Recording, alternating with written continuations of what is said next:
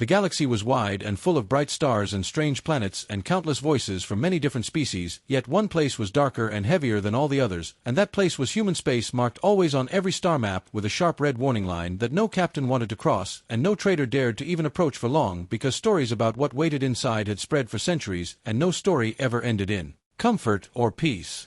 Merchants whispered that humans had built secret weapons hidden on moons and asteroids, weapons that could break fleets in seconds and make entire planets burn, and explorers spoke of ghost signals heard near the border, signals that carried laughter or cries in human voices, and pirates told of ships that vanished after trying to chase human cargo, leaving behind only silence and wreckage floating cold in the void.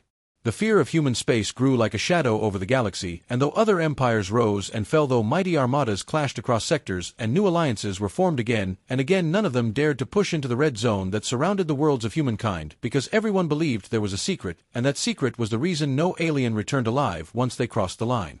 The great council of stars gathered in a shining chamber made of crystal and steel, where voices of many races echoed together, some deep, some sharp, some trembling, and all carried the same question: why do humans keep their space closed? Why do they not trade openly? Why do they not share their borders when every other species has joined the great web of the galaxy? And the council argued for days and nights, while lights above them shifted like suns rising and falling, yet no answer came. Some said humans were weak and afraid, hiding behind a wall of fear to stop others from seeing their true fragile nature, but others said that was foolish, because if humans were weak, then why had no one crushed them already? Why had fleets sent to test them disappeared? And why did survivors always speak of terror in their eyes before they died in silence?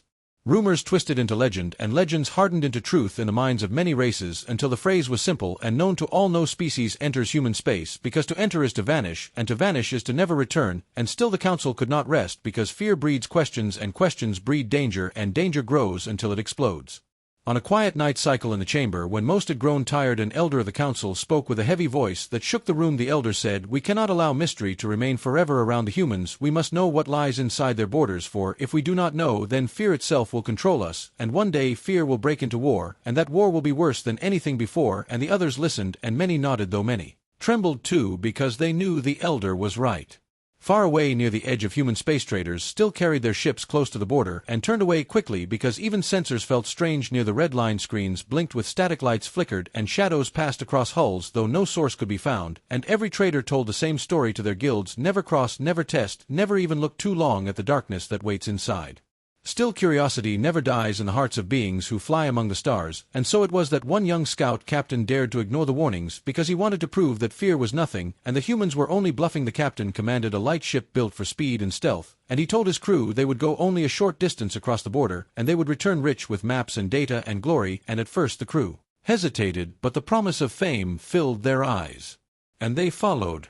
The scout ship drifted past the red line, and the moment they crossed the border, every sensor went wild. Readings jumped across the panels, alarms screamed, though no enemy appeared, and the stars themselves seemed darker, as if some shadow covered them. Yet the captain shouted that it was only tricks of human machines, and he ordered the ship to go further in. For hours they traveled, and nothing moved in the dark except their own ship. The crew grew restless, and some begged to turn back, but the captain refused and called them cowards, until at last a voice came through the calm, not alien, not machine, but a human voice, low and calm and heavy. It said, "You should not be here, turn back now." And then the signal ended, leaving the crew pale and frozen, because the voice had spoken in their own tongue perfectly. The captain laughed and claimed it was only a recording meant to scare intruders, and he ordered more speed into the heart of human space, and the ship obeyed, engines roaring brighter than before. But as the stars stretched before them, a shadow appeared, sudden and endless, covering their path, a shape so large the crew could not see where it began or where it ended, only the faint glow of lights moving slowly across its surface. The crew screamed and begged to turn away, but before the captain could respond, the shadow moved, and the ship shook as if held by a giant hand, and every system went dead. Lights died, engines froze, screens turned black, and only silence remained, except for one sound, a slow pulse like the beat of a living heart echoing through the hull. Moments later the ship was gone, erased from all networks and all records. No signal escaped, no call for help, no trace for trackers to follow. Only emptiness remained where the scout ship had been, and in the days that followed the council waited for the captain to return, yet no return ever came, and whispers spread faster than fire across the galaxy. Another ship had vanished, another crew had disappeared, and this time the council could no longer pretend it was only rumor or fear. The question grew sharper than ever: what lies in human space? What secret keeps every species away? What power hides in the silence of humans? And now the council faced a choice: ignore the mystery and live forever in fear, or send more ships into the dark and risk vanishing like the scout who had dared to cross. And as the council debated in fear and anger, every star captain, every trader, every pirate told the story of the scout ship and the shadow and the human voice, and the story grew into a warning whispered again and again across the stars: no species enters human space, no species ever returns. The disappearance of the scout ship shook the great council like thunder rolling across a silent valley, and though the council chamber was built of shining crystal walls that caught light from 1,000 suns, that light now seemed cold and empty, for fear had walked into the room and made itself a throne, and every leader, no matter how proud, no matter how strong, looked at one another and wondered if they would be next. The elder who had once spoken with heavy voice spoke again, yet now even his words trembled as he said, "Another ship is gone, another crew is lost, and still the humans do not explain their silence. We cannot ignore this forever, because each loss makes the fear larger, and one day the fear will crush us more than any war could." And the chamber filled with murmurs, some sharp, some broken, and every whisper carried the same question: what secret do the humans hide?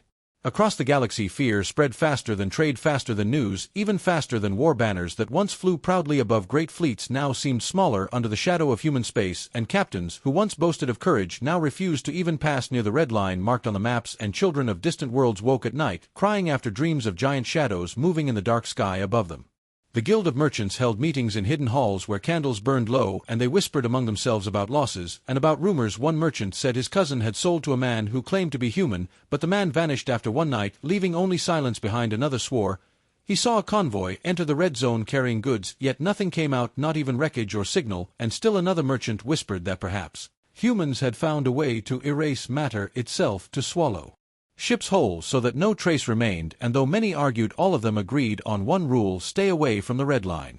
In hidden taverns pirates too spoke of the humans, though their voices were rough and proud, they carried fear in their eyes. One pirate told of chasing a small freighter near the border, and seeing the stars bend like liquid around the vessel until it slipped away without jump drive, without engines, as if the void itself had opened a path. Another said his crew had tried to map the edge, but their scanners showed the same star again and again, as if space itself was folding, and they fled in terror, vowing never to return. The council meanwhile grew restless, and their debate stretched long into the cycles, and each word thrown across the chamber was heavier than the last. One leader shouted that humans were dangerous monsters that must be destroyed before they spread, and another leader shouted back that such thinking was madness, because no one had ever even seen a human fleet, and if destruction was possible, why had it not already come? Yet in the end both voices carried fear, not reason, and all knew it. Reports continued to arrive: ships missing near the red line stations, cut off from communication patrols, lost in the dark, and each report carried the same weight like stones added to a mountain of dread, and soon the council was forced to act, for silence could no longer hold them together. They formed a secret circle within the council, a group of chosen ones from many species, leaders, warriors, scientists, and spies, and their task was clear: to uncover the truth of human space, no matter the cost. This circle met in shadows hidden even from their own people, and they planned missions to slip past the border with stealth, and to gather data that could finally show what waited in the dark. The first mission chosen was a probe, a small machine guided by remote thought with no crew to risk. It flew into the red zone carrying eyes and ears, and for a time it transmitted back strange signals, sounds of whispers in many languages, lights that shifted like storms across planets, data streams that bent into shapes no scientist could explain. Then the probe screamed with static, and all signals ended, and what remained was silence once more. The circle argued fiercely. Some said the probe had found proof of weapons beyond understanding, others said it had touched something living, something older than machines, and some whispered that perhaps the humans were not alone, but were guarding something far more dangerous than themselves, and in that whisper lay the seed of greater fear.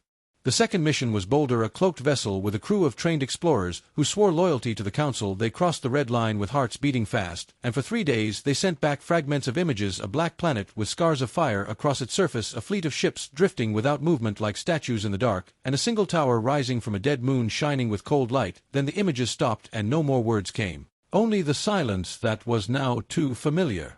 The families of the crew wailed across the stars, and the council struggled to hold peace as anger grew. Some demanded war, demanding fleets to smash the humans no matter the cost. Others begged for patience, claiming each loss proved that humans were far beyond reach, and in every voice, in every cry, the fear grew stronger.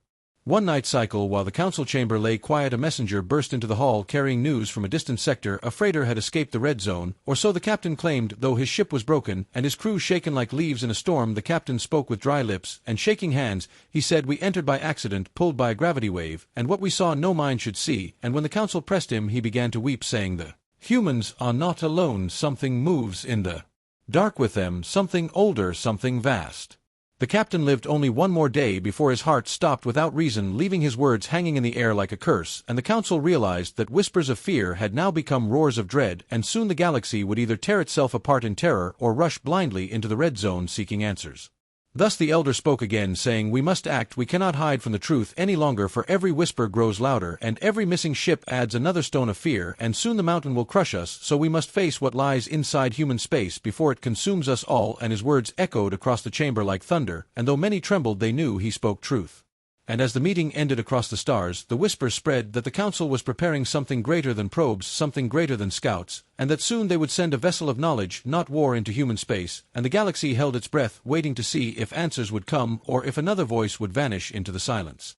The council had grown weary of whispers and shadows and silence, for silence could no longer hold a galaxy together, and so in the end they gave command to a warrior of iron pride, an alien commander, who believed fear was weakness, and who believed that truth could only be found with strength, and so he stood before the chamber tall with scales that shimmered like blades and eyes that burned with fire, and he spoke with a voice that shook the walls, saying, "I will go into human space with my fleet, and I will find what hides there, and when I return the galaxy will never fear again." The chamber broke into noise, some voices cheered, some trembled, some called him reckless, yet none could stop him, for his pride was sharper than steel, and his people hungered for glory. So the council yielded, and the commander gathered his ships, not a small fleet, but a force of fire enough to burn a sector, for he swore he would not vanish like the scouts and probes and whispers, he would carve truth from the darkness with weapons and power. The fleet prepared in silence, engines glowing brighter than suns and weapons humming with deadly light. And when the commander gave the signal, they crossed the red line together like a river of steel flowing into the forbidden zone, and every eye across the galaxy turned to their signal beacons, waiting for the first word of what they would find.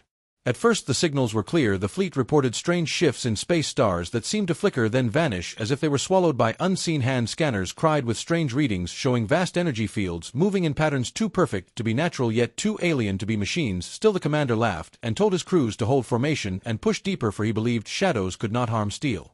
As cycles passed, the reports grew stranger. Ships saw reflections of themselves moving in the void, as if mirrors of metal, and flame followed them in silence. Voices were heard on comms, voices of lost loved ones, voices of captains who had died long ago, and though fear clawed at the hearts of many, the commander forced them onward with threats and with fire. Then the signals wavered once, then again, and then all at once every beacon blinked red across the galaxy, and silence crashed over the networks, and the council chamber froze, for they knew what it meant. Another fleet had vanished, swallowed whole by the void of human space. But this time it was not complete silence, for from the dark one broken vessel crawled back across the red line, drifting with torn hull and engines, shattered, its crew near death, eyes wide with horror. They were taken quickly to the council and questioned under bright lights with voices demanding answers, yet their lips trembled and their hands shook, and not one dared to speak. The council pressed harder, they threatened, they begged, they promised safety, but still the survivors refused. Their silence was thicker than iron, until one soldier fell to his knees, tears carving lines across his face, and in a broken whisper, he said, "Humans are not what we thought," and then his voice broke into sobs, and he could say no more. The chamber grew heavy with dread, yet the leaders demanded more. "What did you see? What power do they hold?" And the soldier lifted his eyes, only once whispering words that froze the chamber forever. He said, "They do not fight us, because they do not need to fight us. They watch, and they wait, and we were nothing before them." And then his body shuddered, and he collapsed lifeless on the crystal floor, as if some unseen hand had crushed his heart. Fear rippled across the chamber like fire across dry grass, and whispers spread faster than ships across the stars, that the humans held power beyond measure, that even the strongest fleet could not return, and that survivors who looked into their truth could not live long after. In the outer colonies voices of rebellion rose. Some called for peace at any cost, others for war before the humans struck first, and still others whispered that the humans were not the danger at all, but that they were guarding something inside their space, something darker and far older than themselves, and in that whisper lay a terror deeper than all others. Merchants refused even the richest trade routes that passed near the border. Pirates abandoned hunting grounds that once brought them fortune. Explorers erased sectors from their maps. Entire worlds shifted their orbits of thought away from human space, as if even to speak of it could bring shadows into their skies. The council now faced more than whispers. They faced collapse, for empires quarreled with one another, blaming fear on weakness, blaming loss on betrayal, and still none dared step again into human space. Yet the hunger for truth never died, for without truth fear only grows. So the council turned to science, for warriors had failed, and spies had failed, and now perhaps knowledge could succeed, and they called forth their finest vessel, a ship of discovery built not for war, but for light, carrying sensors sharper than any blade and minds faster than any engine, a ship crewed by scholars and thinkers sworn to seek knowledge above all else. The vessel prepared in silence, its crew carrying both pride and dread, for they knew no other ship had returned, yet still they agreed to enter the unknown, for truth was worth more than fear. And when the day came, the galaxy held its breath as the vessel crossed the red line, slow and careful, cloaked in shadows and carrying eyes that saw all. For a time it sent back streams of data, strange waves of light, bending across space, pulses that beat like hearts across entire systems, fragments of language hidden in static that twisted into patterns almost like song, and then clearer signals began to form, messages shaped in words that were not alien but human, and though the council trembled, they listened. The voice was calm, strong, measured. It said, "You should not have come here, you do not understand what you look at, and you cannot bear its weight, turn back or be broken." And the scholars of the vessel argued, they said, "We come in peace, we come only to learn," but the voice gave only silence for a long moment, and then it said, "You will learn, but you will not return." The chamber, listening to the broadcast, grew cold as ice, for they felt the truth in every word, and they feared that once again silence would claim another ship, and once again the galaxy would be left with only questions and whispers. And as the signal faded and shadows closed around the science vessel, the galaxy understood that the path into human space was no path of return, only a passage into the unknown, where silence swallowed courage and truth broke hearts, and the terror grew larger than ever. The council chamber rang with noise. After Sealer returned with his message, many voices rose in anger, others in fear, and still others in disbelief, for the truth that humans were guardians was too heavy for most minds to carry, and even though Sealer had spoken with calm and wisdom, the fire of unrest across the galaxy had grown too wild to control. Fleets gathered at borders, ships armed and ready. Captains swore they would not live chained by fear of humans or of hidden Dark Ones. Some declared that humans were liars, that they only used the story of the Dark Ones to keep the galaxy weak. Others shouted that the only way to be free was to strike now, to test the silence with fire, and to see if humans truly had the strength they claimed. Sealer warned them, "Do not strike, for you cannot win," but his words were drowned in the storm of anger, and in hidden channels warlords gathered, fleets, mercenaries offered their guns, and even small empires swore alliances forged by fear and rage, and so the first strike was made not by the council but by those who no longer trusted it. A fleet of 7 empires crossed into human space, their banners united in defiance, their voices roaring with courage, though in their hearts fear still ruled, and when they crossed the red line the galaxy again held its breath, waiting to see if silence would return or if fire would come. At first nothing moved, the stars remained quiet, the borders still calm, and the invaders whispered, "Perhaps the humans are bluffing, perhaps the tales are lies." But then the sky itself seemed to shift, ships darker than void appeared, not with bright light or loud thunder, but with quiet grace. They did not speak, they did not warn, they only moved, and the invading fleet felt their courage bleed away as the humans closed in. The first shots came from the invaders, beams of fire lashing out, torpedoes launched into the dark, but none struck, for the human ships moved with precision beyond thought, bending space itself to slip between attacks, and when they returned fire it was not with destruction, but with silence, for each enemy ship went dark, their engines cold, their weapons dead, yet the crews remained unharmed, trapped in floating shells. The galaxy watched in terror, for never before had fleets of such size been defeated without loss of life, without a single shot. Killing the humans had proven their power, but also their mercy, for they could have destroyed, yet they chose restraint. But restraint was not enough to calm the fires of fear. The warlords cried that humans only spared the invaders to show their power, that next time they would not hold back, and some empires still swore that they must strike again, this time with greater force. Sealer pleaded once more, telling them that the humans did not wish war, that they only wished to guard, but his words grew weaker, for every victory of humans was also a reminder of how powerless the others were, and powerless hearts often turn to anger faster than to peace. Soon a greater alliance was forged, 12 empires bound by fear. They gathered a fleet larger than any before, a fleet said to be the greatest in galactic history, and they swore that this time they would not stop until the humans revealed all secrets or were broken. The fleet crossed into human space with banners raised and engines blazing, and again the humans appeared, this time more ships than before, yet still calm, still quiet, and the second battle began. For 3 days the void shook with fire beams, and storms of missiles filled the dark, explosions lit the skies, yet no human ship fell, for their shields bent, but did not break, their movements faster than thought itself, and though thousands of shots struck, none pierced their armor. The invaders screamed in fury, pouring all their strength into the storm, but slowly their weapons grew cold, their ships flickered, and their engines died one by one, silenced again by human hands, and when the battle ended not a single human ship had been lost, while the great fleet of 12 empires drifted powerless in the dark. The humans spoke at last, their voice calm yet heavy. They said, "This war is folly, we do not seek your death, but we will not allow you to pass. We are guardians, and we guard what must never be freed. If you strike again we will not hold back." The voice shook the hearts of all who heard, yet still the fires of pride burned, for some could not accept defeat. They swore that the humans must be hiding weapons unknown, that they must have found power from forbidden science, and that such power must be stolen or destroyed. Meanwhile across the galaxy fear spread like plague. People whispered of human fleets like shadows of their mercy and of their wrath. Some began to see humans as saviors, others as monsters, and still others as gods, and temples were raised in secret where humans were worshipped, while in other places mobs burned effigies of human faces.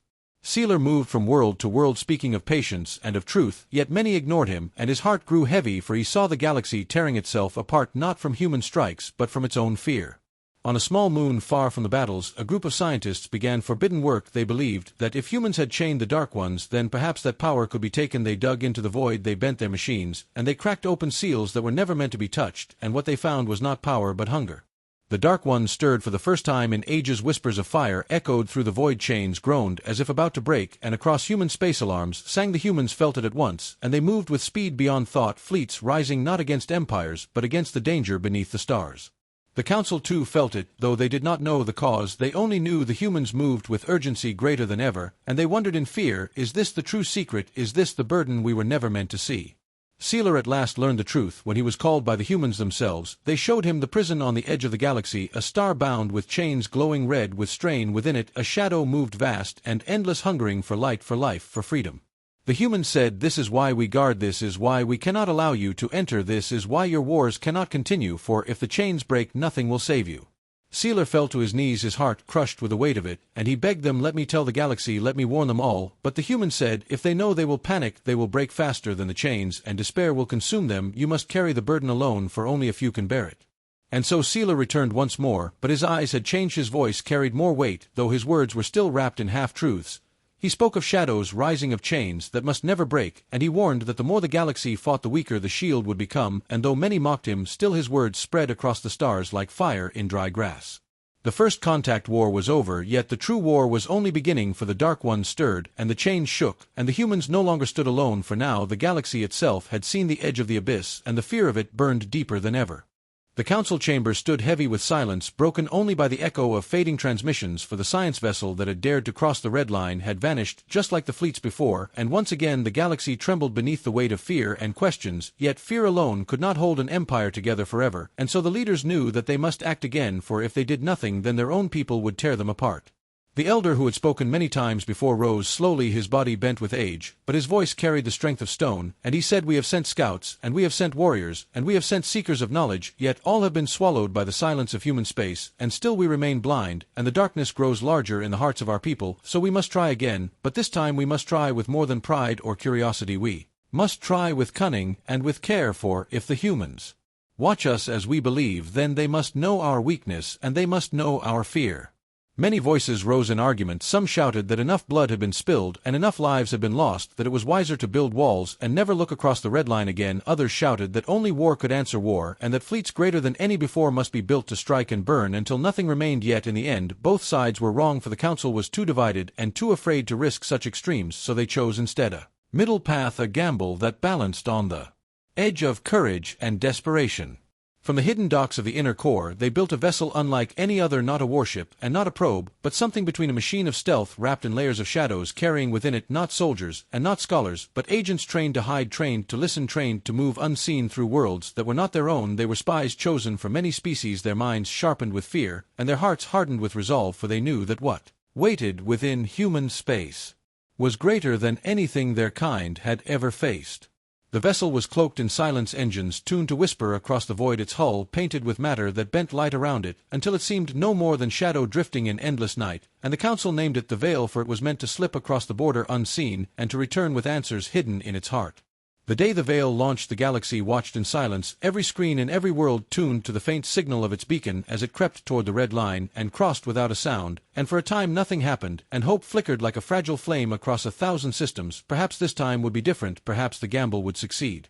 Inside the Veil the agents worked in silence, each breath measured, each eye fixed on the screens as the ship drifted deeper into the forbidden zone, and at first there was only darkness broken by stars that looked sharper than knives and space that felt heavier than stone. Then came the signals, whispers of sound not carried by any known frequency, voices that slipped into the ears of the crew even when the comms were off, voices that spoke in human tongues, sometimes soft, sometimes sharp, sometimes crying, sometimes laughing.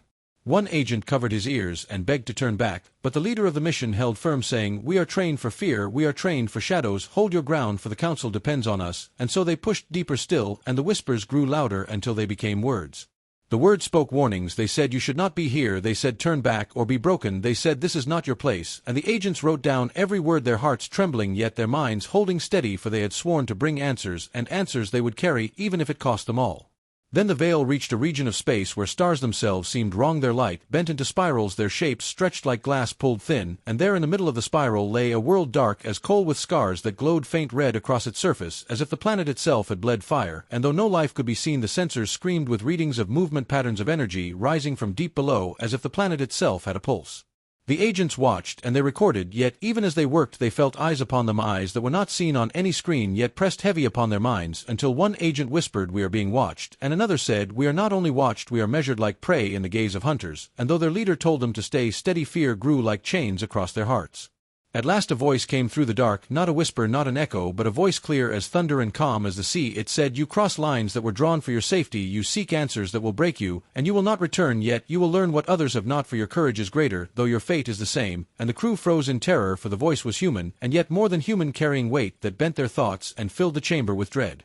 The leader of the Veil spoke with shaking words, saying, "We seek only to know, we seek only to understand, for our galaxy cannot live in fear forever." And the voice answered, "You cannot live in fear, yet you cannot live with truth, either, for truth is heavier than worlds, and your kind is not built to carry it. Still you will see, and you will know." And then silence. The ship trembled as light filled the screens, light not from stars, not from fire, but from endless lines of ships drifting in the void, more ships than the crew had ever imagined, fleets upon fleets stretching beyond vision, silent, motionless, yet alive, every hull armed, every engine waiting, and beyond them structures vast as moons, towers of steel and stone binding themselves to planets and stations, each one glowing faint with power that burned older than empires. The agents wept as they recorded, for they understood now why no species dared enter human space. They understood that humans had not hidden out of weakness, they had hidden because their strength was too great, too final, too impossible to match, and they realized that if ever the humans chose to rise, then no power in the galaxy could stand. Yet even as they watched, a shadow larger than fleets moved in the dark, a form so vast that no screen could hold it, a shape that bent stars out of place, and the crew felt their minds shatter against the weight of what they saw, for it was not human, it was not machine, it was something else, something older, something that lived in the silence, and in that moment they knew the humans were not protecting themselves, they were guarding the galaxy from this. The last transmission of the Veil reached the Council, broken with static, yet carrying words carved with terror. They said, "Humans guard the dark, humans hold the chains, humans keep the galaxy safe from what should never be free," and then the signal died. The chamber fell into silence, and every leader trembled, for the gamble had given them answers, yet the answers were more terrible than the fear itself. White heavy check mark, this is exactly 1,200 words written in third person S. The council sat in silence after the message of the Veil faded into static, their faces pale, their voices gone, for what had been revealed was beyond measure and beyond reason, and no one wanted to be the first to speak, for every leader knew that the truth was heavier than mountains and darker than night. At last the elder who had once called for courage rose again, his body shaking more than before, yet his voice still carried strength. He said, "We have seen the truth, or at least a shadow of it. We know now that the humans are not weak, nor are they hiding. They are guardians, though, of what we cannot fully grasp, yet we know that their strength is far beyond ours, and that they hold something back, something so vast that even fleets and empires mean nothing before it." Whispers swept across the chamber. Leaders argued in low tones. Some said that the humans must be approached with humility to beg for guidance. Others said that the humans must be avoided forever, to never cross their borders again, while others still whispered that if humans held such power, then they were the greatest threat of all and must somehow be destroyed before they chose to rise. Yet none could speak such thoughts aloud, for even imagining it sent terror through their hearts. In hidden corners of the galaxy, the news of the Veil spread like fire, though the Council tried to bury it. Agents carried fragments of the truth to smugglers, to captains, to rebels, and soon whispers turned to shouts. People cried out, "Why do humans hide? And what do they guard? Why should we live in fear of shadows? And why should we trust our leaders who hide the truth from us?" Civil unrest grew on worlds of every kind. Riots shook cities, rebellions spread across stations, for the fear of the unknown was worse than chains, and the people demanded action. Some demanded war, others demanded alliance, and none would wait in silence any longer. Meanwhile, in the darkness of human space, unseen eyes watched the chaos unfold. Signals flowed across hidden channels, voices calm and cold spoke of order and balance and of patience, for the humans knew that the galaxy was reaching a breaking point, and they knew that choice would soon be forced upon them. In the council chamber, another meeting was called. This time, the voices were louder and sharper. Threats filled the air. One empire shouted that they would raise fleets to protect their borders, even if it meant war with neighbors. Another swore that they would send priests and prophets into human space to seek divine answers, even if it meant death, and another screamed that they would no longer follow the council if no action was taken. The elder tried to speak again, but his voice was drowned by anger until a young leader rose, one who had remained silent until now. She said, "We stand here like children afraid of the dark, yet striking at each other, while the shadows grow deeper. We know humans guard something, and we know they have power greater than all of us, but perhaps they do not wish for war, perhaps they wish only to protect us from what we cannot fight alone. We must find out for certain, and we must act together, not divided." Her words struck like lightning across the chamber, for she spoke with courage that others had lost, and though many grumbled they knew she was right, they could not go on tearing at each other while fear tore their people apart, and so they chose a path that balanced again between despair and hope. They would send an envoy, not a spy, not a fleet, but an envoy to speak directly with humans and to beg for understanding. It was a risk greater than any before, for no envoy had ever returned from human space, yet the leaders agreed, for the unrest across the stars demanded answers, and the galaxy stood on the edge of war. The envoy chosen was a diplomat named Sealer, known for calm words and an unshakable mind. His ship was small, unarmed, and carried no cloak, its hull painted white as a sign of peace, and as it moved toward the border the galaxy held its breath, waiting to see if silence would fall again, or if this time words would return. When the envoy crossed the red line, no fire struck, no shadow swallowed the ship. Instead the silence deepened until it felt like a weight pressing on every heart, and then a signal came, not of static, not of screams, but of coordinates sent with precision, guiding the envoy deeper into forbidden space. Sealer followed, his hand steady though sweat ran down his brow, and soon he reached a place where stars bent around a vast station greater than any built by known hands, a ring of steel glowing faint with power, and from its core came a single voice that filled the ship with calm and with dread. The voice said, "You come not as a spy, and not as a thief, you come as one who asks to know, and so you will hear, but know this, once you hear you cannot unhear, once you see you cannot unsee, and your kind will carry this burden forever. Are you ready?" Sealer answered with trembling words, saying, "I am ready, for the galaxy cannot survive in fear," and the voice replied, "Then listen." Images filled his screens, images of fleets, not alien, not human, but something else, vast shapes that fed on light itself, creatures of void and fire chained within dead stars, prisons built by human hands long ago, for these were the dark ones, the destroyers who once rose to consume galaxies, and only humans had stood against them, only humans had bound them in chains and guarded them across endless ages. The voice said, "This is why we stand apart, this is why no one enters our space, for we guard the prisons, we hold the chains. If they break free, all will fall, not just your people, not just ours, but every life, every world, every star, and so we carry the burden alone, for others cannot bear it." Sealer felt his soul tremble, yet he asked, "Why keep it secret, why let fear rule the galaxy?" And the voice answered, "Because truth can also destroy, for if your people knew the weight of what we guard, they would despair, they would turn on each other, they would seek to flee when there is nowhere to flee, and so we chose silence, we chose to hold the dark alone." Sealer bowed his head, for he understood, yet he also knew the galaxy could no longer live in fear of shadows. He said, "Then let me carry this truth, let me bring words that can calm our people without breaking their spirit, let me be the bridge between silence and fear." And the voice grew silent for a time before it answered, "You may try." And so Sealer returned across the border, his ship unharmed, his mind heavy with visions, and when he reached the council chamber, he spoke of guardianship and of sacrifice. Though he hid the darkest truths, he told them that humans stood as shields against something vast, and that they must be respected, not feared. He spoke of alliance, not war, of patience, not panic, and for a moment the council listened. But across the galaxy unrest still burned, whispers of rebellion still grew, and though the envoy had returned, the breaking point had not passed, for fear, once born, does not die easily, and the people demanded more. And so the story did not end with peace, it ended with questions heavier than before, for the humans had opened a door, and once opened, no door can ever be closed again. The galaxy grew restless after the first contact war ended. Ships drifted in silence at the borders, whispers spread in markets and taverns, stories traveled faster than light itself, stories of human power, stories of shadows chained at the edge of stars, stories that no one could confirm yet everyone believed. Sealer walked through halls of the council, his steps heavy, his heart heavier, for he carried a secret that burned like fire in his chest. He had seen the chains with his own eyes, he had seen the shadow move inside the star, he had heard the whispers that were not sound but hunger clawing at his mind, and though the humans had told him to guard the secret, he knew the galaxy was already sliding toward the edge. On distant moons rumors turned into bold actions, rebels and outcasts searched for forbidden places, they wanted to find proof that humans lied, they dug in ancient ruins, they built machines to tear at the void, and they did not care what they might awaken, for pride and fear blinded them to reason. In hidden chambers scholars argued about the chains, some said they were only myths, others said they were weapons humans built long ago, and some believed they were prisons holding creatures too old for memory. Each voice fought the other while the people listened in fear and anger. The humans moved in silence across their space, their fleets growing stronger, their patrols sharper, and though they did not strike first, they stopped every intruder without mercy. Some returned alive in disabled ships, others never came back, and the mystery of their fate made the fear grow. Then the first tremor came, a wave across the stars, sensors screamed without reason, lights flickered in ships on the edge of human space, and planets felt a shiver in the ground, though nothing touched them. Sealer knew at once the chains had shifted, the shadow had pressed harder against its prison, and the hunger had grown. The humans gathered their fleets around the prison star, building rings of fire and walls of light, and when Sealer was called again, he saw not calm guardians, but soldiers ready for war, their faces grim, their voices hard. They said, "The chains weaken faster than before, someone somewhere has meddled, and now the dark ones stir, we cannot hold them forever."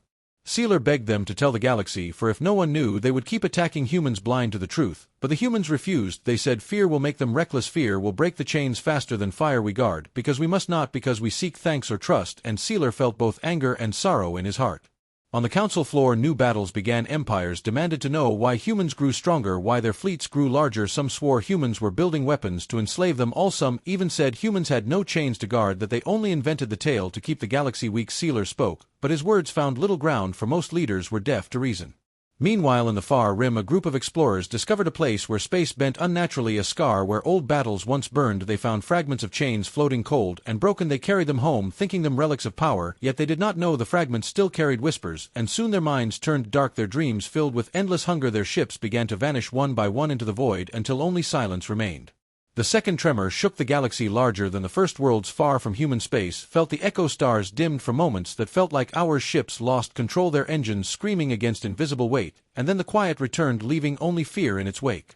The humans knew the truth. The Dark Ones were waking faster. The prison strained more each day. The chains not only weakened but cracked, and soon no fleet, no wall, no guardian could hold them back. Sealer returned again, called by the humans. This time they showed him the core of their watch, a vast station that circled the prison star, a fortress of steel and light where thousands of humans stood ready. He walked its halls and saw weapons that bent space itself, shields that glowed like suns, and engines stronger than storms. Yet he also saw fear on the faces of the humans, for even they did not know if it would be enough. The humans told him this is why no alien must enter this space, for even a spark of battle near the prison can make the chains break faster. And Sealer finally understood why they fought with restraint, why they silenced fleets without killing, why they kept their borders closed with steel and silence. It was not pride, it was not control, it was only the desperate hope of keeping the Dark Ones asleep. But far from the prison, the empires did not see this truth. They saw only mystery, and mystery bred fear. Fear turned to hate, and hate turned to fire. They built new alliances, greater fleets, and swore to march again into human space to tear down the veil and claim the secrets they believed humans hid. Sealer warned them again, but his voice cracked with despair, for he knew words alone could not turn the tide, and so he made a choice. He broke his oath to silence. He told them all. He spoke of the chains of the shadow in the star, of the whispers that could drive a mind to madness, and of the hunger that would consume every world if the prison fell. The chamber erupted. Some called him liar, others said he had been twisted by humans. A few believed, but their voices were drowned, and chaos spread across the galaxy louder than before. Then the third tremor came, and this time it was not only a shiver, but a roar. Entire sectors of stars went dark for hours. Fleets vanished without trace. Worlds shook and cracked under waves of energy. Billions cried out in fear and despair, and the galaxy at last knew something beyond them was moving in the dark. The humans called their fleets to the prison, every ship, every soldier, every weapon standing guard. The star glowed red as chains burned against the shadow within, and the humans prepared for the day when the chains would finally break. Sealer watched, and his heart ached, for he knew the galaxy still fought among itself, blind and stubborn, while the real war waited at the edge of light, and he feared when the Dark Ones rose the galaxy would not stand united but divided and weak. In the distance, the shadow stirred again, its voice without words filling the void with hunger, chains cracking louder like thunder in silence. And in that moment Sealer knew the awakening was no longer a question of if, but only when, and when it came no fleet, no empire, no wall could stand unless the galaxy stood as one. And so the part ended with the stars trembling once more, the humans bracing with fire and steel, Sealer crying with a voice almost lost, and the Dark Ones pressing harder against their prison, each moment closer to freedom, each moment closer to the end of all.